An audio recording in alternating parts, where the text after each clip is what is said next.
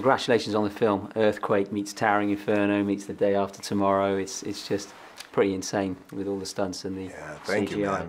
Can you talk us through the film's craziest stunt and perhaps your scariest moment during filming? Sure, absolutely. You know, it was everything that we did in the water tank. It's about the size of a soccer field, massive. So when the massive tsunami hits, submerges downtown San Francisco, well, we built a lot of that to scale. You need to get out. Water rushing in at great power, with great force, filling up quickly, submerging you quickly in the office buildings, and it was very, very challenging. Everybody down! What's your training regime like to prepare for an action smackdown like San Andreas? Has it been different from other movies? The difference here has been the amount of time spent with the first responders and getting into their head and their psychology. So there's that part about the training. And then the other part about the training, which was just as intriguing and kind of frightening, was was spending a lot of time with the scientist and the seismologist from Caltech, USC, who poured over the script with us and challenged the script and realized that once we shot the movie, they said everything that's in the movie could actually happen. And it was always pretty frightening to hear.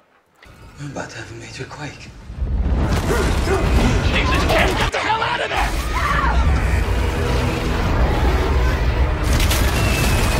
Everybody get off the dam! Have you got a favourite old school disaster movie? Was there one that inspired you guys when you were putting this film together? There were 2 or 3. So Towering Inferno,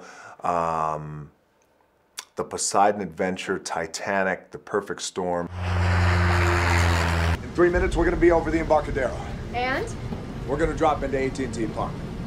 But I don't know how to parachute. That's okay, we're going to tandem jump. I think we should just stay with the plane. The plane's going to nosedive in the Pacific as soon as it runs out of gas. Okay. The reason why I say those movies, and there's been other ones obviously made, and especially from Roland Emmerich too as well, is that you cared about those characters. You ready? Do I sound ready? Yep. And that was the most important thing with our movie, is that we wanted to make sure that everyone watching in the theaters cared about these characters, because you're going to get the spectacle of what it is. It's San Andreas, and it's big, and it's cities crumbling. And there's a lot of devastation, but when you care about the characters, then you have a shot at creating a movie that stands the test of time.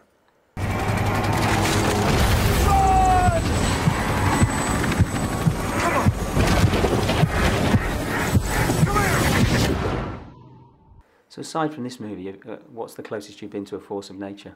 The closest I've been is I was in Category 5 Hurricane Andrew down in Miami, and it wiped us out. It wiped out the city, and we lost lives in that, and it was very, very frightening and scary.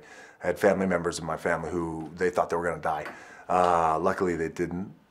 They were elderly, so I went through it, and I know what it's like, and that's Mother Nature's wrath. Tough.